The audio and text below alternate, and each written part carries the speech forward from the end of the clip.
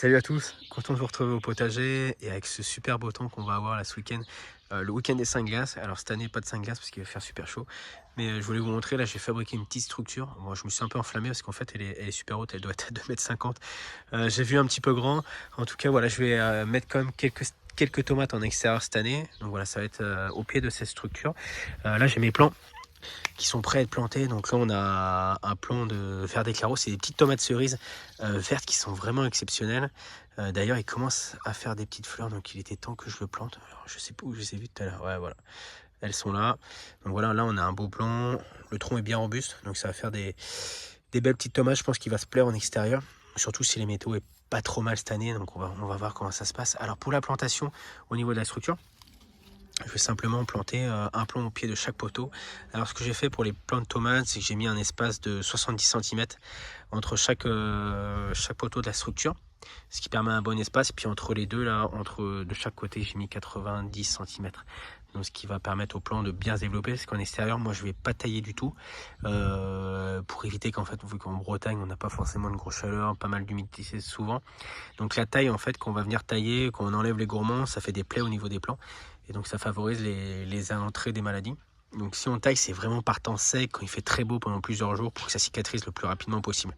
Donc voilà, là je vais faire mes petites plantations au pied. Vous voyez là le sol, il est vraiment extra, j'ai pas besoin d'outils pour creuser. Je vais simplement creuser assez profondément là-bas. Voilà. Donc voilà, je vais vraiment les planter bien au pied de chaque poteau, comme ça sera facile à tutorer. Puis je mets une petite ficelle après. Et voilà, on va en mettre, je pense que je vais en mettre 4 ici, ou peut-être 8, j'hésite encore un petit peu. Parce qu'après, vu qu'il me reste un petit peu d'espace sur ce côté-là, ici je vais mettre des haricots nains. Cupidon, c'est des haricots nains violets. Donc voilà, je vais les mettre tout du long ici. Ça fera pas d'ombre au niveau de la structure parce que voilà, le sud est là. Donc le soleil, il va pouvoir donner bien sur les haricots toute la journée. Donc voilà, quelques haricots. J'ai d'autres haricots nains que j'ai échangés. Là, c'est des Big Borlotto. Et je vais aussi en profiter là pour semer mon maïs. Alors je vais faire un semis et je vais en semer aussi en pleine terre, je vais faire les deux et on verra ce qui fonctionne le mieux parce qu'en ce moment il y a pas mal de limaces. D'ailleurs il faut que je vous partage un petit truc assez rapidement sur les limaces. Ce que je fais principalement en ce moment, c'est que je vais les ramasser, je fais des petites cueillettes le soir. Ça diminue vachement la population parce que je suis en train de planter tout ce qui est courgettes. Alors pour vous donner une petite idée, là c'est un plant de courgettes que j'ai démarré le 1er avril. Donc ils se sont déjà super bien développés, là ils sont prêts de planter. J'en ai mis 3 dans le jardin, d'ailleurs je peux aller vous montrer. Donc voilà, il y a pas mal de choses en cours. Là, c'est les patates qui sont en train de sortir. Donc je vais pouvoir enlever le grillage. Il y a moins de risque que les chats viennent les dégommer maintenant. Et je vous fais un petit tour très très rapide du jardin. Donc là, on a les petits pois et les laitues. Donc là, les laitues, elles sont pas mal. On va commencer à les récolter ce week-end. Ça, c'est des semis qui ont été faits en février. Laitues, du wasabino, donc petites laitues piquantes. Ici, c'est la partie avec les haricots. Donc voilà, là, ils sont arrivés en haut de la structure. Donc la structure, elle fait 2 mètres de haut. Donc voilà, là on a des beaux petits pois qui sont en fleurs un petit peu partout. J'ai pas vu de gousse encore, de cosse, de petits pois, mais ça devrait pas tarder. Donc voilà, là c'est cool. Ça promet déjà une belle récolte au niveau des petits pois, ça c'est plutôt sympa.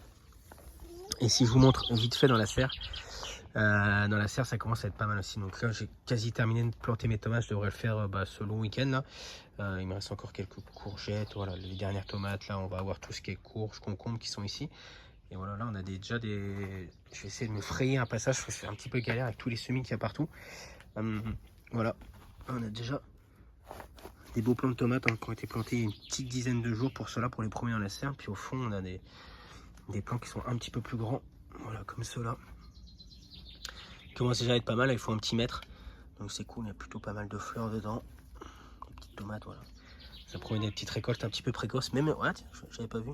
Sur le 2e étage, on a déjà des tomates aussi. Donc ça, c'est cool. Et après, tous les semis, donc là, on a du fenouil, du céleri rave qui vont rejoindre le potager bientôt. Donc voilà, pas mal de choses à suivre dans les prochaines semaines. En tout cas, j'espère que vous allez pouvoir planter, que c'est un petit peu mieux au niveau de la météo chez vous. Et on se retrouve très très bientôt. Je vous montrerai une fois que les plantations seront terminées dans la structure. Et je vous montrerai la semaine prochaine peut-être un composteur et là où j'ai installé en fait toutes mes plantations dans une nouvelle zone. Voilà, bonne semaine à tous et à très bientôt. Ciao ciao.